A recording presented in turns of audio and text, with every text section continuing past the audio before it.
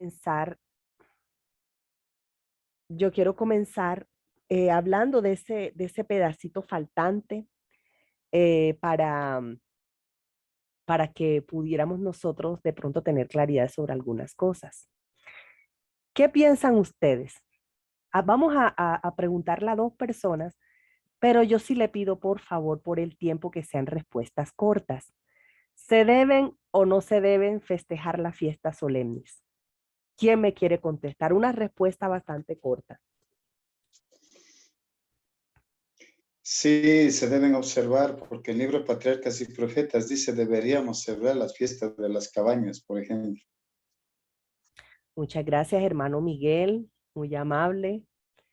¿Quién tiene la otra respuesta? ¿Quién opina que no se debe festejar las fiestas solemnes?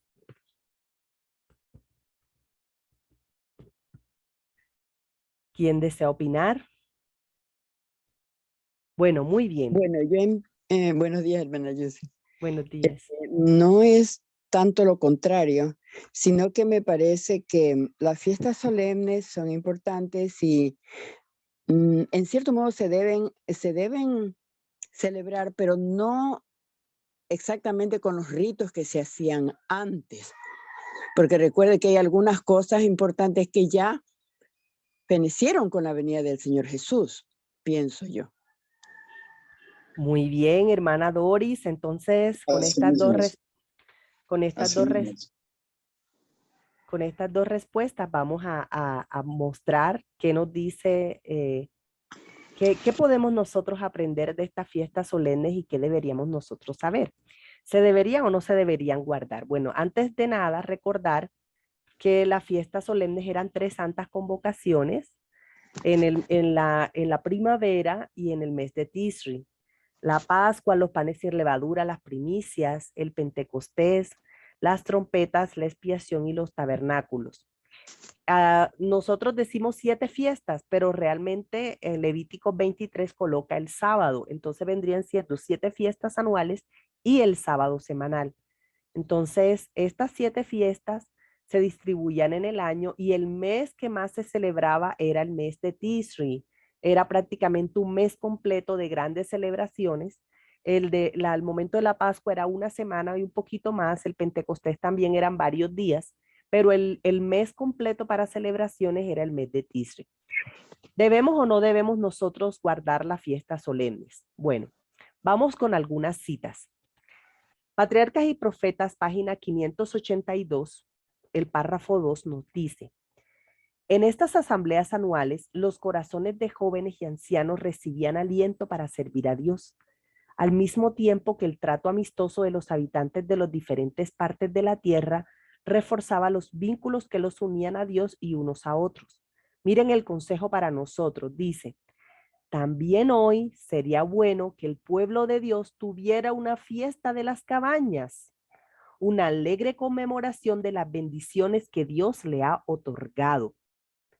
Como los hijos de Israel celebraban el libramiento de Dios, el libramiento que Dios había concedido a sus padres y también cómo los había protegido milagrosamente a ellos mismos durante sus peregrinaciones después de la salida de Egipto, así debiéramos recordar con gratitud los diferentes medios que Él ideó para apartarnos del mundo y de las tinieblas del error y para llevarnos a la luz preciosa de su gracia y su verdad.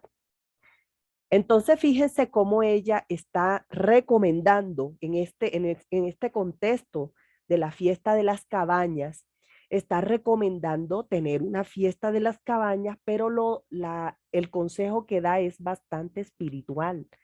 Es que podamos nosotros entender el origen de la fiesta. Por ejemplo, aquí habla del corazón alegre, de gratitud hacia Dios, y qué bueno que nosotros pudiésemos tener esta misma fiesta con ese mismo espíritu, ¿sí? Que podamos nosotros recordar la gratitud que, que, que, que le debemos a Dios o que le tenemos a Dios por la libertad que a nosotros nos ha concedido. Vamos a una cita más. Dice, el mundo tiene muchas fiestas y los hombres se han dejado enfrascar en deportes, carreras de caballos, juegos, hábitos de fumar y emborracharse. muestran claramente bajo qué estandarte se hallan, evidencia que no se hallan bajo el príncipe de la vida, sino que el príncipe de las tinieblas los rige y los domina. ¿No tendrá el pueblo de Dios con más frecuencia santas convocaciones para dar gracia a Dios por sus ricas bendiciones? ¿No hallaremos tiempo para alabar a Cristo por su descanso, paz y gozo y manifestar por nuestro agradecimiento diario que apreciamos el gran sacrificio que hizo en nuestro favor, a fin de que pudiésemos participar de la naturaleza divina? ¿No hablaremos del reposo que nos espera en el paraíso de Dios y de la honra y la gloria que aguardan a los siervos de Jehová? Y mi pueblo habitará en morada de paz y en habitaciones seguras y en recreos de reposo. Eso está en Isaías 32:18. Vamos hacia el hogar en procura de una patria mejor, a saber, la celestial. Todas estas citas están en Educación Cristiana, página 368, párrafo 2 y párrafo 3. Entonces, fíjense cómo en esta cita ya está comparando las fiestas del mundo con las fiestas de Dios. En la iglesia, con mucha frecuencia se dice que nosotros no necesitamos guardar las fiestas solemnes porque esto hacía parte de las conmemoraciones rituales, de las ceremonias, los actos ceremoniales que tenía el pueblo de Israel y que eso no aplica para los cristianos. De alguna manera, ellos tienen razón desde el punto de vista en que nosotros no la vamos a festejar del mismo modo que lo hacía un judío. No tenemos por qué tener esa fiesta porque obviamente eso tenía un significado literal para el pueblo de Israel, pero ¿saben una cosa? Sí debemos nosotros apartarlas, festejarlas desde el punto de vista espiritual que representan para nosotros. Es interesante cómo en la propia iglesia a veces se festeja Día de la Madre, Día del Padre, Día de la, hasta el Día del Árbol se tiene en cuenta en la iglesia, Día del Conquistador, Día del Aventurero. Es interesante cómo nosotros hemos integrado a la iglesia conmemoraciones que son del mundo, que son inclusive del comercio, porque es el comercio quien hace su fiesta en medio de todas estas fiestas que celebra el mundo. Y nosotros en la iglesia los tenemos en cuenta. Pero no tenemos en cuenta las fiestas solemnes que el Señor dejó, donde se representan tantas cosas del ministerio de Cristo. Entonces, nosotros deberíamos reservar esto de las fiestas solemnes para que nosotros podamos, para que nuestros hijos, para que nosotros mismos, año tras año, podamos entender gran parte del plan de salvación que dejó para nosotros el Señor. Una cita más, dice,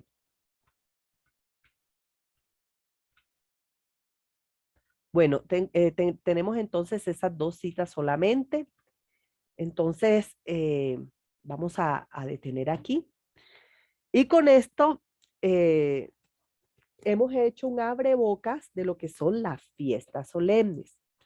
¿Por qué hemos hecho ese abrebocas de las fiestas solemnes? Porque la fiesta solemne que vamos a estudiar en detalle es el Yom Kippur. Entonces, sabemos que el Yom Kippur era dentro de las fiestas anuales, recordemos que están las 7 fiestas y el sábado. Dentro de las 7 fiestas anuales era la sexta fiesta, la séptima fiesta era la fiesta de las cabañas. Entonces, el Yom Kippur era una fiesta.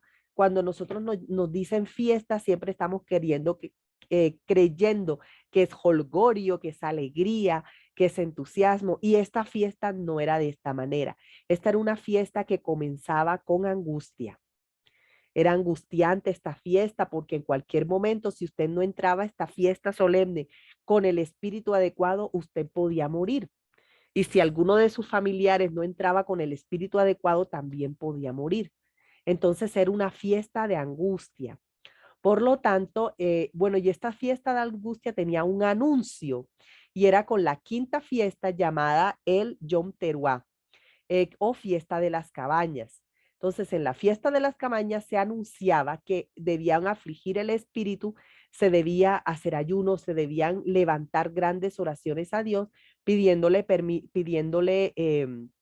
perdón al Señor para que pudiesen entrar al juicio con arrepentimiento de espíritu y pudiesen pasar satisfactoriamente la fiesta del Yom Kippur. Vamos a hablar hoy acerca del Yom Kippur. Entonces, permítame un momento y ya hago la presentación.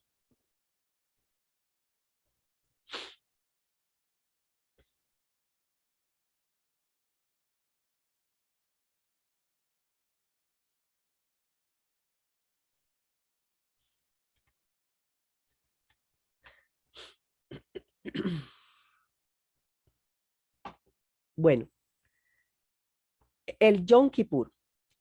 El Yom Kippur significa, perdón, Yom Kippur es una expresión hebrea que significa día de la expiación.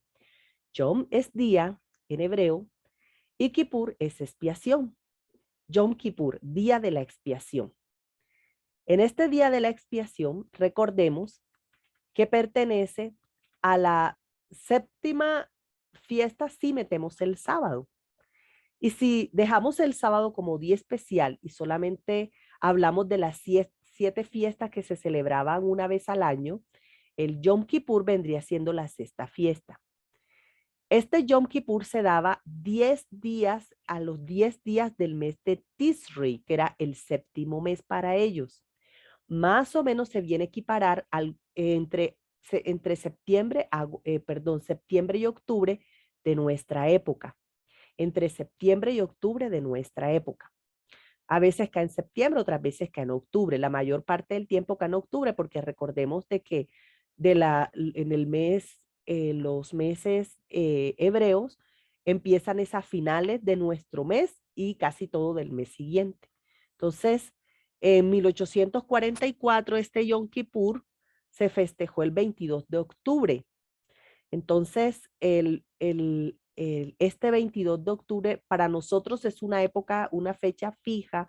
Para el pueblo de Israel tenía que ver, recuerden de que no era como ellos no tienen un calendario solar, sino lunar solar, ellos se llevaban, era por el primer día en que veían la luna nueva. Entonces, por eso no es el mismo tiempo que para nosotros, pero para ellos era siempre el día 10 de Tishrei. Entonces, de este Yom Kippur, nosotros podemos ver este día de la expiación, no solamente se daba una expiación. En este día de la expiación se daban 3 eventos importantes, 3 en 1. Se daba la expiación del pecado, la expiación final del pecado. Recordemos que una expiación es un pago, es un pago. Eso es lo que significa la palabra expiar, es pagar. Expiar es pagar. Entonces, en el día de la expiación se hacía un pago final por el pecado. Se hacía el juicio de los israelitas, el juicio delante de Dios de los israelitas, y al mismo tiempo se finalizaba con la purificación del santuario terrenal. Estos mismos 3 procesos se llevan en el cielo por causa del Yom Kippur celestial, que lo vamos a ver en el día de mañana. Hoy vamos a hablar del Yom Kippur un poco desde un punto de vista más literal y mañana lo vamos a ver desde un punto de vista más espiritual. Entonces, se daban estos 3 procesos en el Yom Kippur. La expiación final del pecado, el juicio de los israelitas y la purificación del santuario terrenal. Recordemos que el día de las trompetas o Yom Teruah preparaba el corazón para el Yom Kippur. Recordemos también lo que leímos la semana pasada en Levíticos 23, que decía que desde el día 9 debía haber un ayuno, una aflicción del espíritu, y que el israelita que no estuviera haciendo esta aflicción del espíritu iba a ser cortado de en medio del pueblo de Israel. Entonces, casi todos los habitantes debían estar en ese ayuno, debían estar en esa aflicción del espíritu. ¿Quiénes se eximían de ese ayuno especial? Los niños pequeños, los niños muy pequeños, los niños que que amamantaban. Eso, pues los niños se tenían consideraciones especiales con ellos, pero de resto los niños cuando ya tenían uso de razón y todos los adultos debían hacer este día de ayuno. Entonces, era una fiesta completamente solemne, una fiesta muy especial para los israelitas. Quien no cumpliera con eso podía morir. Y eso aparece en Levítico 23. Muy bien. ¿Por qué el Yom Kippur? ¿Cuál es la razón de ser de esta fiesta? Bueno, Patriarcas y Profetas, en la página 323, el párrafo 5 nos da un porqué. Nos dice, mediante este servicio anual se enseñaban al pueblo importantes verdades acerca de la expiación.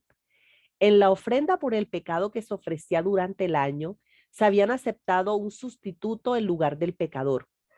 Y ojo con esta cita, dice, pero la sangre de la víctima no había completado expiación por el pecado. No había previsto más que un medio en virtud del cual el pecado se transfería al santuario. Transfería, miren qué palabra interesante, se equipara con remitía. Al ofrecerse la sangre, el pecador reconocía la autoridad de la ley, confesaba la culpa de su transgresión y expresaba su fe en aquel que había de quitar los pecados del mundo, pero no quedaba completamente exonerado de la condenación de la ley, razón por la cual tenía que darse una expiación final. ¿Por qué? Porque a pesar de que usted entraba al santuario, si usted era israelita, entraba al santuario con su cordero y pedía perdón por el pecado, usted quedaba perdonado, pero no se había dado una expiación final. No se había terminado el ciclo, al contrario, por esa cantidad de pecados que llegaban al santuario, el santuario también quedaba dañado, quedaba sucio, porque eran muchos los pecados de los israelitas y eso aparece también en Levíticos 16. Dice el santuario estaba lleno de los pecados de los israelitas. Entonces, por esa razón debía hacerse una expiación final. Muy bien. El Yom Kippur tenía unos preparativos. Vamos todos para la lectura. Vámonos para Levíticos 16. Y vamos a tener la lectura en el día de hoy de Levíticos 16 para mirar paso a paso cómo se daba la fiesta del Yom Kippur. ¿Por qué yo lo hago de esta manera? Por una sencilla razón. Resulta que nosotros nos han enseñado el Yom Kippur de manera sesgada.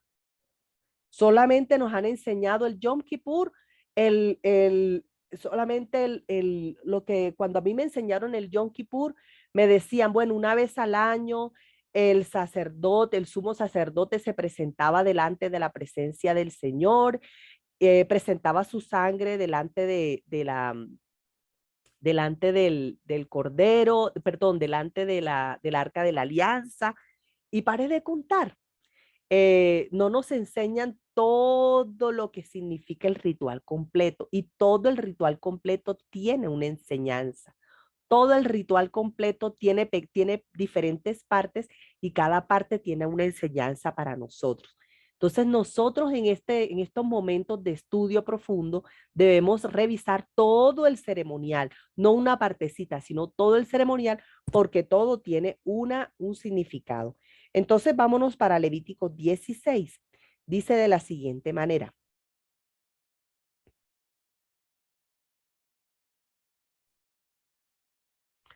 Habló Jehová a Moisés después de la muerte de los hijos de Aarón, cuando se acercaron delante de Jehová y murieron. Y Jehová dijo a Moisés, di a Aarón tu hermano que no en todo tiempo entre en el santuario detrás del velo delante del propiciatorio que está sobre el arca, para que no muera, porque yo apareceré en la nube sobre el propiciatorio. Con esto entrará Aarón en el santuario con un becerro para expiación y un carnero para holocausto. Entonces, dentro de dice, se vestirá la túnica santa de lino y sobre su cuerpo tendrá calzoncillo de lino y se ceñirá el cinto de lino y con la mitra de lino se cubrirá. Son las santas vestiduras, con ellas se ha de vestir después de lavar su cuerpo con agua. O sea, primero lavaba su cuerpo con agua y después se colocaba las vestiduras especiales. Y de la congregación de los hijos de Israel tomará 2 machos cabríos para expiación y un cornero para holocausto. Muy bien. Entonces, dentro de los preparativos que se tenían en cuenta en el Yom Kippur, dentro de estos preparativos estaba que el sumo sacerdote lavaba su cuerpo, se colocaba vestiduras regias y se apartaban 3 animales, ¿sí? 2 machos cabríos de la congregación, y aunque aquí también hable de carnero, realmente en la lectura vemos que es un becerro, y cuando vamos a los libros históricos nos damos cuenta que era un becerro. Entonces, 2 machos cabríos y un becerro se apartaban de la congregación. Estas eran las, digamos que los preparativos para poder comenzar el Yom Kippur. Quiero mostrar algo con respecto a las fiestas, quiero mostrar algo con respecto a las vestiduras sacerdotales. Voy a compartir pantalla, permítame un momento.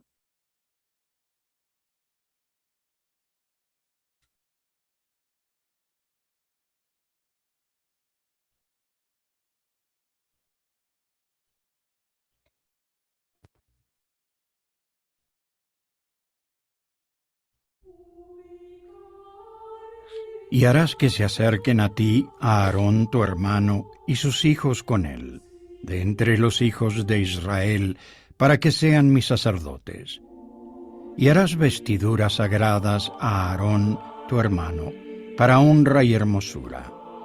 Las vestiduras que harán son estas: el pectoral y el efod, y el manto, y la túnica bordada, la mitra y una faja.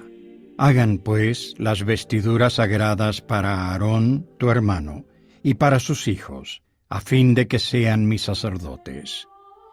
Y harán el efod de oro, y azul, y púrpura, y carmesí, y lino torcido, de obra primorosa. Tendrá 2 hombreras que se junten a sus 2 extremos, y así se juntará. Y la hechura primorosa del cinto que está sobre el efod será de la misma obra de una sola pieza, de oro, y azul, y púrpura, y carmesí, y lino fino torcido. Y tomarás 2 piedras de ónice, y grabarás en ellas los nombres de los hijos de Israel. 6 de sus nombres en una piedra, y los otros 6 nombres en la otra piedra, conforme al orden de nacimiento de ellos. De obra de grabador en piedra, como grabaduras de sello, harás grabar aquellas 2 piedras con los nombres de los hijos de Israel. Les harás alrededor engastes de oro. Y pondrás aquellas 2 piedras sobre las hombreras del efod, como piedras recordatorias para los hijos de Israel.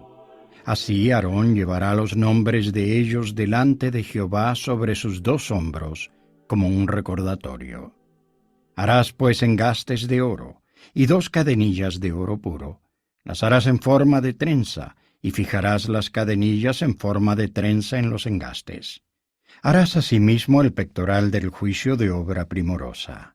Lo harás conforme a la obra del efod, de oro, y azul, y púrpura, y carmesí, y lino torcido. Será cuadrado y doble, de 1 palmo de largo y 1 palmo de ancho, y lo llenarás de pedrería con 4 hileras de piedras. Una hilera con una piedra sárdica, un topacio y una esmeralda. Esta será la primera hilera. La segunda hilera, una turquesa, un zafiro y un diamante. La tercera hilera, un ópalo, un ágata y una amatista. Y la cuarta hilera, un berilo, un ónice y un jaspe. Estarán montadas en sus engastes de oro. Y serán aquellas piedras, según los nombres de los hijos de Israel, 12, según sus nombres, como grabados de sello, cada una con su nombre, serán según las 12 tribus. Harás también en el pectoral cadenillas en forma de trenzas, de oro puro, y harás en el pectoral 2 anillos de oro, los cuales pondrás a los 2 extremos del pectoral. Y pondrás las 2 cadenillas de oro en los 2 anillos, a los 2 extremos del pectoral. Y pondrás los 2 extremos de las 2 cadenillas sobre los 2 engastes, y las pondrás en las hombreras del ephod en la parte delantera. Harás también 2 anillos de oro, los cuales pondrás a los 2 extremos del pectoral en el borde que está en la parte interior del ephod. Harás asimismo 2 anillos de oro, los cuales pondrás en la parte delantera debajo de las 2 hombreras del ephod, delante de su unión, sobre el cinto del ephod. Y atarán el pectoral por sus anillos a los anillos del ephod con un cordón de azul, para que esté sobre el cinto del ephod y no se separe el pectoral del ephod. Y llevará Aarón los nombres de los hijos de Israel en el pectoral del juicio sobre su corazón, cuando entre en el santuario, como recordatorio delante de Jehová continuamente. Y pondrás en el pectoral del juicio el Urim y el Tumín, para que estén sobre el corazón de Aarón cuando entre delante de Jehová.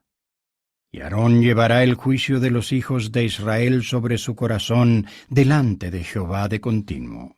Harás el manto del ephod todo de azul, y en su centro, arriba, habrá una abertura, la cual tendrá un borde alrededor, obra de tejedor, como el cuello de una cota de malla, para que no se rompa.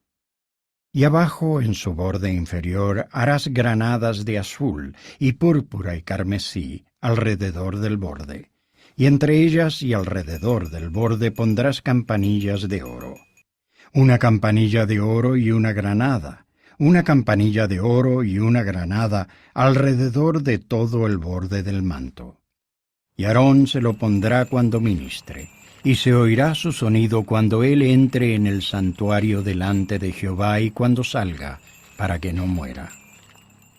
Harás además una lámina de oro puro y grabarás en ella, como las grabaduras de un sello, Santidad a Jehová.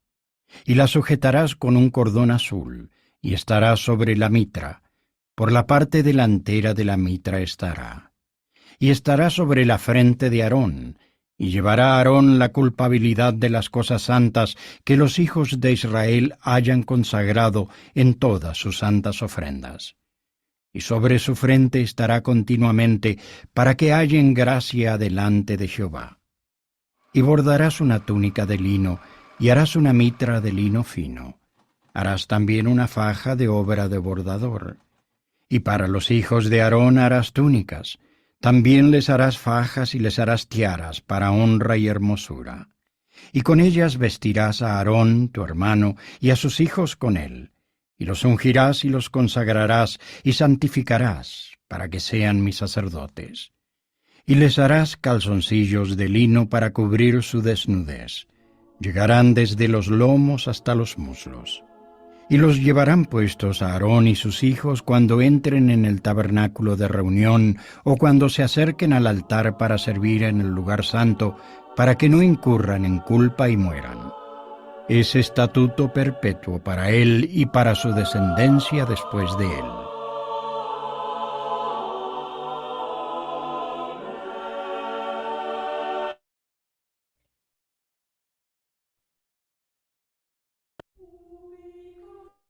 Muy bien, como nosotros lo podemos ver, estas vestiduras sacerdotales estaban siendo presentadas a la par que se hacía la lectura de Éxodo 28. Se encuentra en Éxodo 28. Entonces, con estas ropas regias se vestía el sacerdote para poder ministrar en el santuario. Muy bien, entonces empezaba la ceremonia inicial.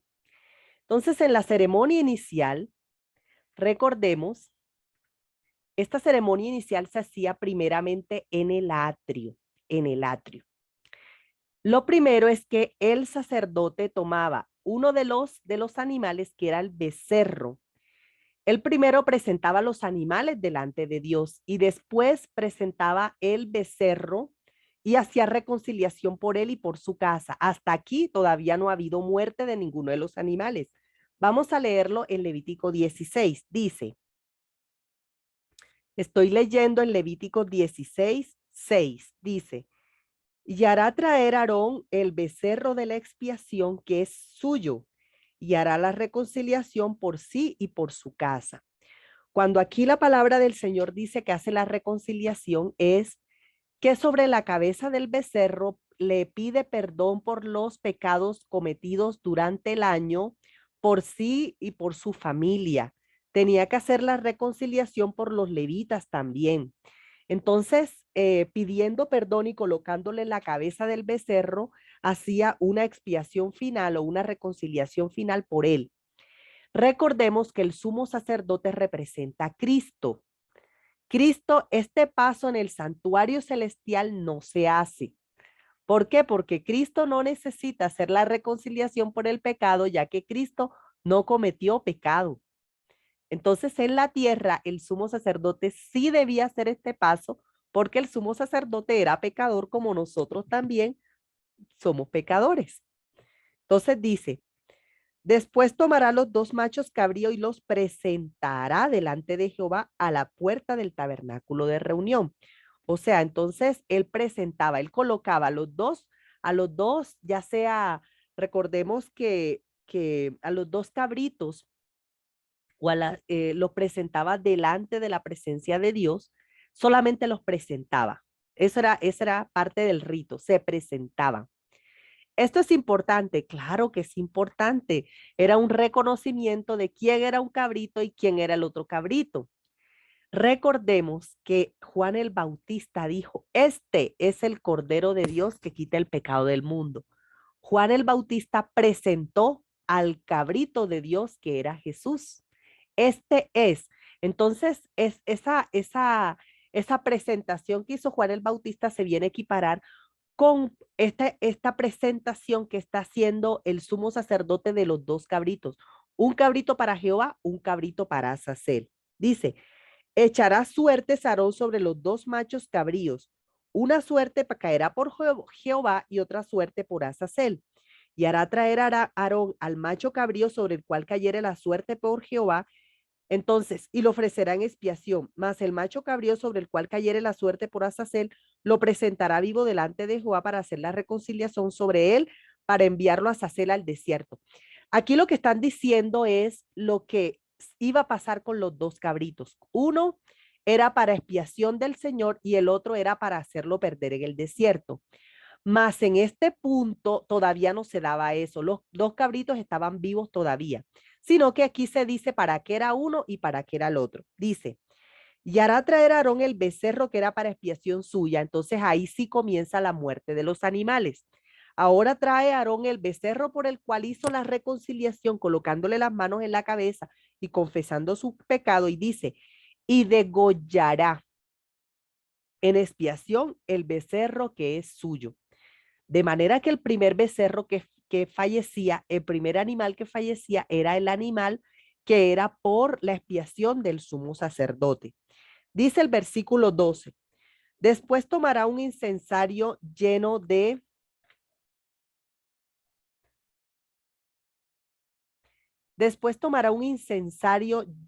brasas del altar delante de Jehová y sus puños llenos del perfume aromático molido y lo llevará detrás del velo. Ojo, esta ceremonia se hacía en el atrio.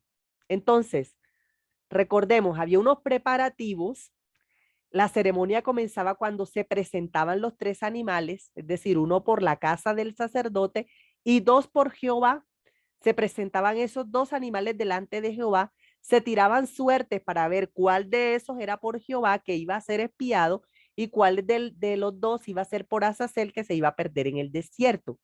Después se degollaba el animalito por el cual el sacerdote estaba haciendo expiación por él y por su casa, porque recordemos que a él le tocaba colocar las manos sobre el becerro, y acto seguido se tomaba un incensario móvil, se llenaba de brasas del altar del sacrificio, 2 puños aromáticos, ya no uno, 2.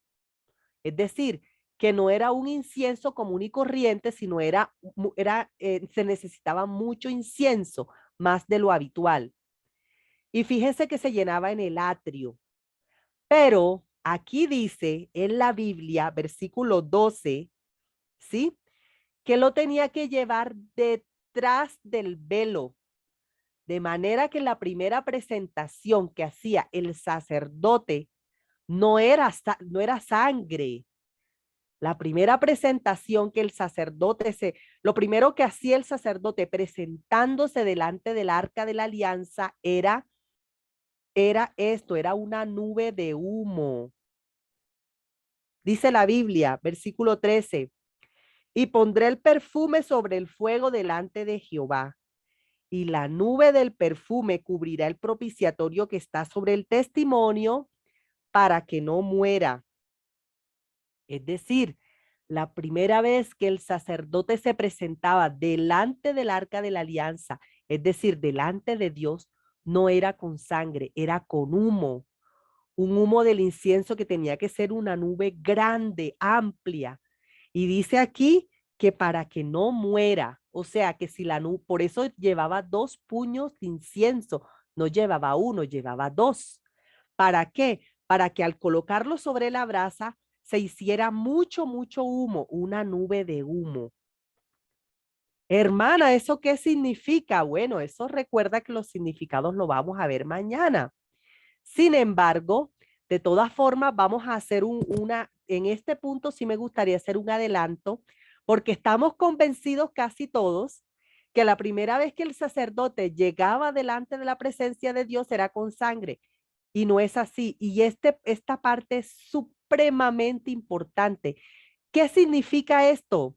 ¿Qué significa esta gran nube de humo que se presentaba delante de la presencia de Jehová? Bueno, vamos nosotros a buscarlo, ¿verdad? Hay varias referencias bíblicas que nos señalan qué significa esa nube de humo. Apocalipsis 8:4 nos dice, y de la mano del ángel subió a la presencia de Dios el humo del incienso con las oraciones de los santos. Entonces vemos que el humo del incienso son las oraciones de los santos. Pero mucho humo de incienso, es decir, como dice la Biblia, una nube que ya no es un humito, sino es un gran humo que como lo vemos aquí en esta representación, cubría todo el lugar santísimo, debía cubrir el propiciatorio, ya representa otra cosa. Ya ese mucho humo, esa nube humo, ya no es una oración común y corriente, ya es un clamor. La diferencia que hay entre una oración y un clamor es que el clamor es intenso. El clamor lleva ruego, lleva súplica, el clamor lleva llanto, el clamor lleva un deseo intenso del corazón. No es una oración común y corriente pidiendo perdón por el pecado, es una súplica, es un ruego excesivo, un ruego notorio. Es lo que diferencia el clamor de las oraciones. ¿Qué dice la Biblia acerca del clamor? ¿Por qué debía hacerse este clamor antes de que el sacerdote pudiera presentar la sangre delante del propiciatorio? Bueno, Génesis, Éxodo y Apocalipsis nos da una pista del por qué. Por ejemplo, Génesis 18 del 20 al 21 nos dice de la siguiente manera. Dice,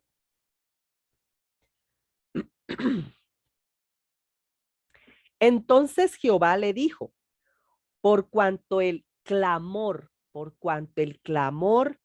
contra Sodoma y Gomorra se ha aumentado más y más y el pecado de ellos se ha agravado en extremo, descenderé ahora y veré si han consumado su obra según el clamor que ha venido a mí y lo sabré. Y si no, lo sabré. Y se apartaron de allí los varones y fueron hacia Sodoma, pero Abraham estaba aún delante de Jehová. Ok. Fíjense ustedes. Aquí este es el famoso encuentro entre Dios y Abraham, entre Jesús y Abraham. Abraham estaba intercediendo por Sodoma, Señor, pero si hay 5, pero si hay 1, pero si hay 2. El Señor le está diciendo a Abraham que el clamor llegó delante de su presencia. Un clamor llevó delante de su presencia. Ahora, la Biblia no da especificaciones, ni da muchos detalles de cuál es ese clamor que llegó delante de la presencia de Jehová. Lo que dice sobre ese clamor, dice el clamor contra Sodoma y contra Gomorra. ¿Ya? dice que el clamor ha venido a mí. ¿Quiénes hacen este clamor? Personas, seres humanos, que se quejan de las cosas que están pasando en Sodoma y Gomorra. Por lo que nosotros vemos de lo que pasó con los ángeles que llegaron a Sodoma y Gomorra, que los hombres del pueblo querían violarlos, querían sacarlos para violarlos. Podemos presuponer que también hacían lo mismo con otras personas que llegaban a Sodoma y Gomorra. Habrán llegado comerciantes, habrán llegado personas a Sodoma y Gomorra y ellos habrán hecho esto con otras personas y estaban tan acostumbrados a hacerlo que cuando llegaron estos ángeles querían hacer eso. Entonces había subido un clamor al cielo por causa de estos pecados que estaban cometiéndose en Sodoma y Gomorra, porque además de ser pecados terribles, abominaciones terribles, fíjense de que habían, quién sabe a cuántas personas habían ofendido, a cuántas personas habían magullado con estos pecados. Entonces, muchas personas clamaban delante del Señor para que se les hiciera justicia y antes de cada juicio que el Señor lanzó sobre ciertos pueblos hubo un clamor. Aquí se muestra de que el clamor llegó a Dios y por eso el Señor hizo justicia y cayó fuego y azufre a Sodoma y a Gomorra. Vamos a ver qué sucedió antes de que cayeran los juicios de Dios sobre el pueblo de los egipcios. Vámonos para Éxodo 2:23 y 3 del 7 al 8. Éxodo 2:23 dice de la siguiente manera, dice, Éxodo 2:23. Aconteció que después de muchos días murió el rey de Egipto y los hijos de Israel gemían a causa de la servidumbre y clamaron. Y subió a Dios el clamor de ellos con motivo de su servidumbre. Y oyó Dios el gemido de ellos y se acordó de su pacto con Abraham, Isaac y Jacob. Y miró Dios a los hijos de Israel y los reconoció Dios. Vámonos ahora para Éxodo 3, 7 y 8. Dice de la siguiente manera. Dice, dijo luego Jehová, bien he visto la aflicción de mi pueblo que está en Egipto, y he oído su clamor a causa de sus exactores, pues he conocido sus angustias, y he descendido para librarlos de mano de los egipcios y sacarlos de aquella tierra a una tierra buena y ancha, a tierra que fluye leche y miel, y los lugares del cananeo, del eteo, del amorreo, del fereceo, del heveo y del jebuseo. Entonces, fíjense que antes que cayeran los juicios sobre los egipcios, antes que cayeran las 10 plagas de Egipto, ¿por qué se movilizó el Señor? El Señor se movilizó porque los del pueblo de Israel tuvieron ya no una oración común y corriente, sino que como pueblo tuvieron un clamor, Apocalipsis 6:10, ¿qué nos dice? Nos dice de la siguiente manera.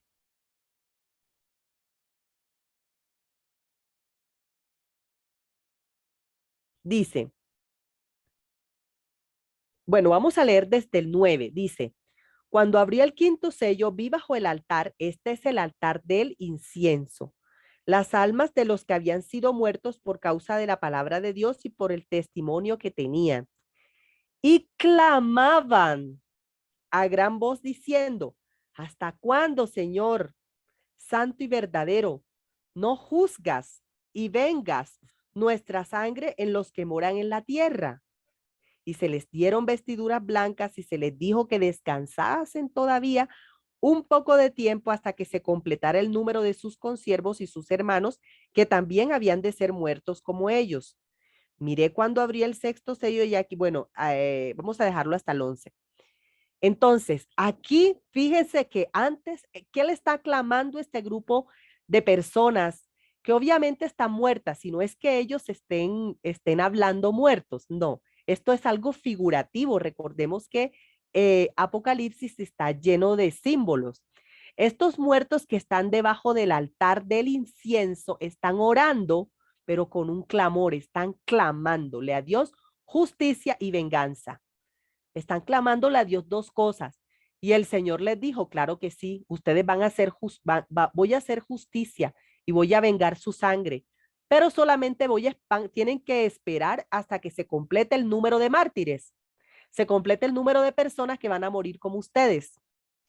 Entonces, así se les dice a estos hijos que están debajo del altar del incienso de manera figurativa, están pidiéndole a Dios, ellos están haciendo un clamor.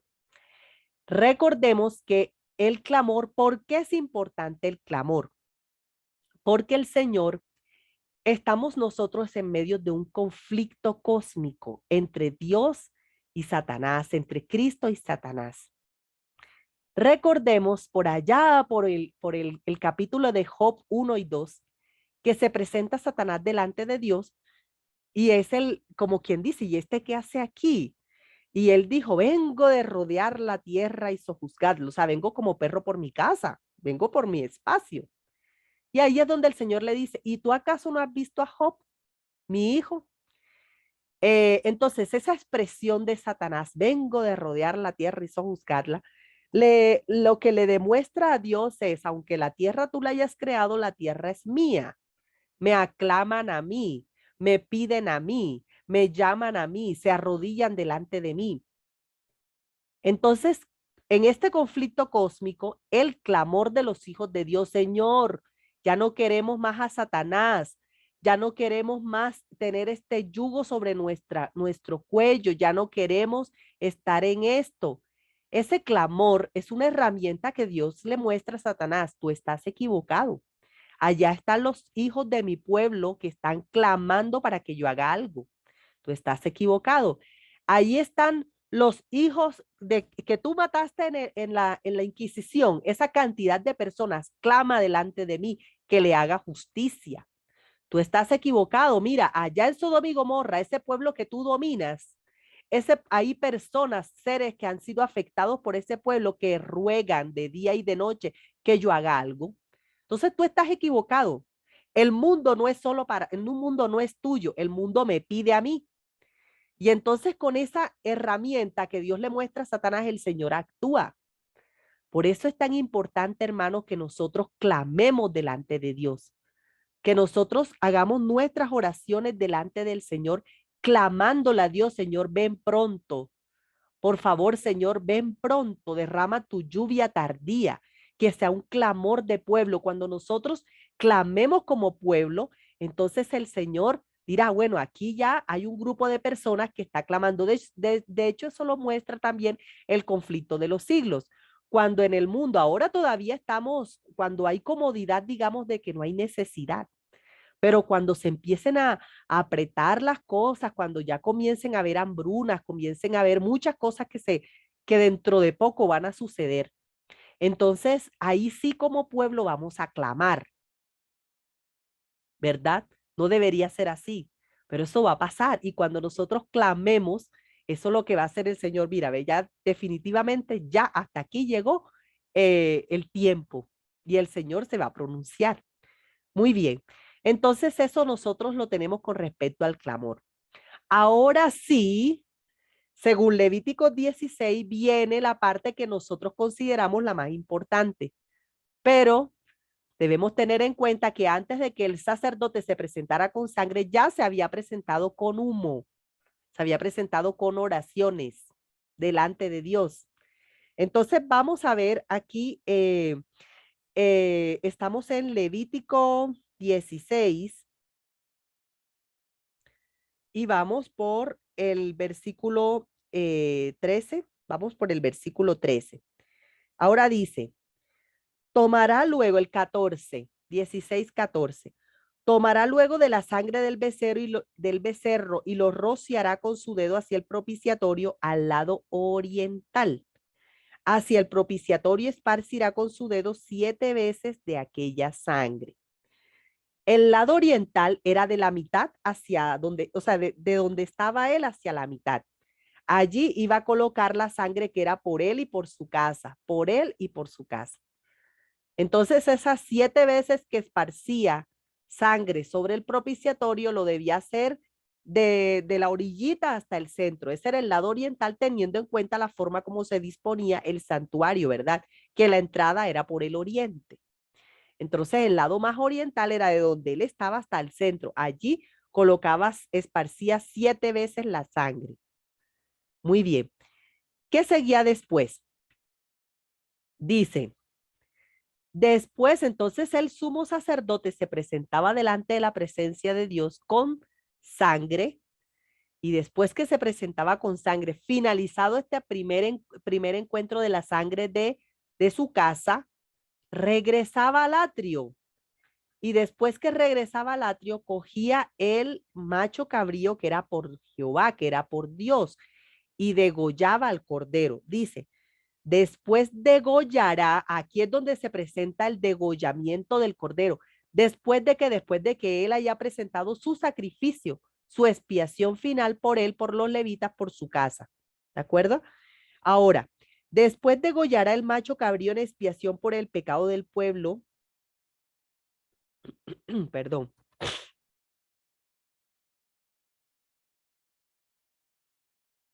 Dice, después degollará el macho cabrío en expiación por el pecado del pueblo y llevará la sangre detrás del velo adentro y hará de la sangre como hizo con la sangre del becerro y la esparcirá sobre el propiciatorio y delante del propiciatorio. Así purificará el santuario a causa de las impurezas de los hijos de Israel, de sus rebeliones y de todos sus pecados. De la misma manera hará también al tabernáculo de reunión, el cual reside entre ellos en medio de sus impurezas.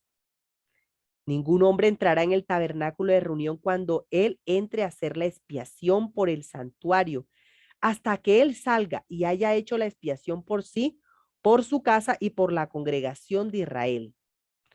Entonces dice, fíjense, entonces, ¿cuál es el siguiente paso? Degüella al animal que es por Jehová. Y se presenta delante del propiciatorio y ahí sí coloca 7 veces en el lado occidental, es decir, de la mitad hacia atrás. Presenta la sangre de los hijos de Israel. La primera sangre que presentó fue por su casa, la segunda sangre, ahora sí, es por la sangre de los hijos de Israel. En el santuario celestial, Jesús no se presenta 2 veces, ¿verdad? Porque Jesús no necesita hacer expiación por su pecado. Los seres humanos sí necesitaban hacer eso, entonces por eso el sumo sacerdote se presentaba 2 veces, pero el momento importante era este, cuando presentaba la sangre del cordero que era por expiación de Jehová. Muy bien. ¿Qué sucede después? La Biblia dice que él hace la purificación por todo el lugar. Hebreos también dice que se purificaba todos los elementos del santuario. En el contexto del Yom Kippur, porque sabemos de que Hebreos 9 habla del contexto del Yom Kippur. Entonces, el sumo sacerdote aquí se encontraba en el lugar santísimo. Se echaba un poco hacia atrás y llegaba al lugar santo y empezaba a tocar todos los elementos del lugar santo. Recuerden que eran 3 procesos los que se hacían en el Yom Kippur: la expiación por el pecado, el juicio de los hombres y la purificación del lugar. Entonces él regresaba al lugar santo y empezaba a tocar todos los elementos, empezaba a tocar el velo, tocaba el altar del incienso, tocaba la mesa de los panes de la proposición, tocaba todos los elementos con sangre, con sangre. Luego, cuando terminaba de hacer eso, salía al atrio y tocaba, terminaba de purificar el altar del sacrificio. Vamos a leerlo, versículo 18, Levíticos 16, 18, dice, y saldrá al altar que está delante de Jehová y lo expiará. Y tomará de la sangre del becerro y de la sangre del macho cabrío y lo pondrá sobre un cuerno del altar, sobre los cuernos del altar alrededor. O sea que tomaba primero con esa sangre que presentaba delante de Jehová, salía al lugar santo y tocaba cada uno de los elementos del lugar santo. Luego salía al atrio y tocaba los cuernos del altar del sacrificio para purificar también el altar del sacrificio. Entonces, dice, cuando hubiera acabado de expiar el santuario y el tabernáculo, cuando hubiese acabado de expiar y de paso de purificar el santuario y el tabernáculo de reunión y el altar, ahora sí hará traer al macho cabrío. Ahora sí. Y lo traerá vivo. Dice, y pondrá Aarón sus manos sobre la cabeza del macho cabrío y confesará sobre él todas las iniquidades de los hijos de Israel, todas sus rebeliones y todos sus pecados, poniéndolos así sobre la cabeza del macho cabrío y lo enviará al desierto por mano de un hombre destinado para esto. Y aquel macho cabrío llevará sobre sí todas las iniquidades de ellos a tierra inhabitada y dejará ir al macho cabrío por el desierto. Después vendrá Aarón al tabernáculo de reunión y se quitará las vestiduras de lino que había vestido para entrar al santuario, las pondrá allí. Bueno, ese es otro paso. Entonces, ¿qué pasa con el macho cabrío? Todos los pecados que fueron expiados, ¿verdad? Todos pasan al macho cabrío. Y otro sacerdote diferente al sumo sacerdote que había sido ya destinado para esta función, debía tomarlo y hacerlo perder en el desierto. Dice el espíritu de profecía que si el macho cabrío regresaba, quien pagaba las consecuencias era ese sacerdote. Entonces ese sacerdote debía asegurarse que ese macho cabrío se perdiera en el desierto. ¿Ya? Muy bien. Entonces, ¿qué pasaba? Paso siguiente, el sumo sacerdote se quitaba las vestiduras. El sumo sacerdote se retira sus vestiduras regias de juicio y las coloca en el tabernáculo. Se lavará su cuerpo en el tabernáculo y sale con vestiduras de lino hacia el atrio. Este paso es importante, sí, amigos, es importantísimo. Cada porción del día de la expiación nos muestra algo del cielo, algo importante del cielo y lo vamos a ver mañana. Debemos recordar estos pasos para que mañana cuando veamos el Yom Kippur del cielo podamos entenderlo a plenitud. El Yom Kippur no es solamente cuando el sumo sacerdote presenta sangre delante del arca, es todo un proceso. Y cada proceso tiene un paso importante, tiene un significado. Bien, después, ¿qué pasaba? Dice, lavará luego su cuerpo con agua en el lugar del santuario, lo lavaba ahí en el tabernáculo, y después de ponerse sus vestidos, saldrá y hará su holocausto y el holocausto del pueblo y hará la expiación por sí y por el pueblo. Entonces, paso seguido, quemaba su cordero y quemaba el cordero por el pueblo. Entonces, eso era lo que seguía. Y después, ¿cómo finalizaba el Yom Kippur? Dice, quemará en el altar la grosura del sacrificio por el pecado. O sea, allí quema las partes nobles del animal. Dice, el que hubiera llevado el macho cabrío, lo siento, el que hubiese llevado el macho cabrío a Sacel llevará sus vestidos, lavará también su agua, su cuerpo y después entrará en el campamento. Es el sacerdote que se llevó a Sacel. Ahora viene algo importante que nosotros omitimos del Yom Kippur, pero que no podemos omitir. Es esta parte. Dice, estas son las afueras del tabernáculo. Dice, sacarán fuera del campamento el becerro y el macho cabrío inmolado por el pecado cuya sangre fue llevada al santuario para hacer la expiación y comerán en el fuego su piel, su carne y su estiércol. Las partes no nobles del animal se quemarán afuera. El que los quemare lavará sus vestidos, lavará también su cuerpo con agua y después podrá entrar en el campamento. Y esto tendréis por estatuto perpetuo en el mes séptimo a los 10 días del mes, afligiréis vuestras almas y ninguna obra haréis, ni el natural ni el extranjero que mora entre vosotros, porque en este día será expiación por vosotros y seréis limpios de todos vuestros pecados seréis limpios de todos vuestros pecados delante de Jehová. Día de reposo para vosotros y afligiréis vuestras almas. Es estatuto perpetuo. Hará la expiación del sacerdote que fuera ungido y consagrado para ser sacerdote en lugar de su padre, y se vestirá las vestiduras de lino, las vestiduras sagradas, y hará la expiación por el santuario santo y el tabernáculo de reunión. También hará expiación por el altar, por los sacerdotes y por todo el pueblo de la congregación. Y esto tendréis como estatuto perpetuo para hacer expiación una vez al año por todos los pecados de Israel, y Moisés lo hizo como Jehová le mandó. Por estatuto perpetuo para los israelitas, ¿verdad?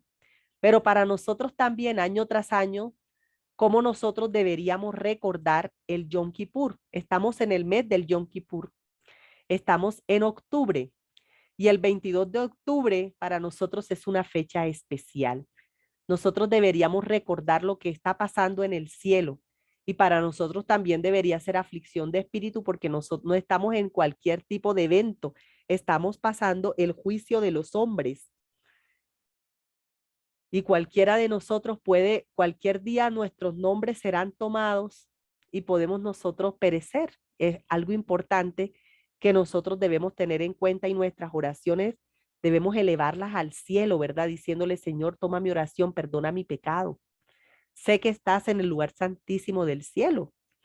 Entonces, recordar eso para que, no, para que el Señor sepa que nosotros sabemos que el momento de vida, el momento de la raza humana que estamos viviendo. Bueno, queridos hermanos, con esto hemos terminado hoy lo del Yom Kippur literal. Mañana recordamos estos pasitos porque vamos a mirar el Yom Kippur del cielo. Con toda honestidad, es una explicación bastante extensa. Por lo tanto, creo que se nos va a llevar mañana y un pedacito del próximo sábado. Pero allí vamos estudiando lo que es el Yom Kippur.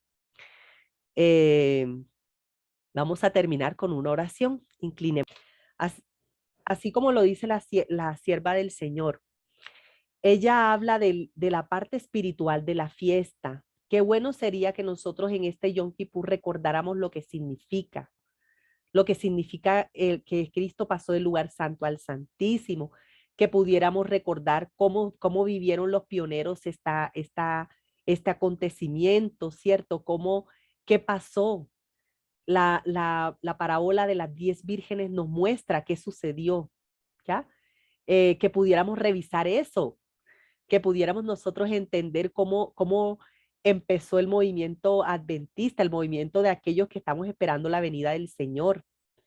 Y fíjense que aquí ella habla de la fiesta de las cabañas y ella habla que debemos recordar la gratitud. Entonces ella apunta es al significado de la fiesta. O sea que no necesariamente tiene que ser como lo hace el rito literal, como lo hacía el pueblo de Israel, pero sí recordar lo que significa la fiesta. Fíjense ustedes que ella aquí también dice que acaso no vamos a tener nosotros como pueblo una convocación donde podamos nosotros recordar las bendiciones de Dios, recordar lo que Cristo hizo por nosotros, recordar lo que Cristo está haciendo por nosotros. Sería interesante, en vez de nosotros festejar qué día de la madre, qué día del padre, qué amor y amistad, que el día del conquistador, que el día del aventurero, o sea, no es que eso no sea, no es que, o sea, es pecado, pero definitivamente eso muestra la unión que tenemos con el mundo y que hemos echado de lado algunas cosas tal cual como Dios nos las ha dado a nosotros. Recordemos que las fiestas solemnes tienen un significado literal para el pueblo de Israel. Ellos hacen su rito como pueblo, pero tiene un significado para nosotros como el Israel espiritual. Entonces, qué bueno que nosotros podamos reservar los días, por ejemplo, de las cabañas para recordar lo que dice la Biblia de cómo Cristo nos llevará al cielo, cuántos días duraremos de la tierra al cielo, cómo es que ¿cómo se llama esto? ¿Cómo es que resucitarán los muertos, cierto? ¿Cómo será esa fiesta llena de alegría, hablando de las cabañas, esa fiesta de alegría en que nosotros iremos hasta el cielo, cómo será el cielo, cómo serán las calles de oro? Qué bueno que apartemos un momento del año para recordar eso. Qué bueno que apartemos un momento del año también para vivir el Yom Kippur y recordar muchas de las cosas de cómo pasaron hace 178 años atrás.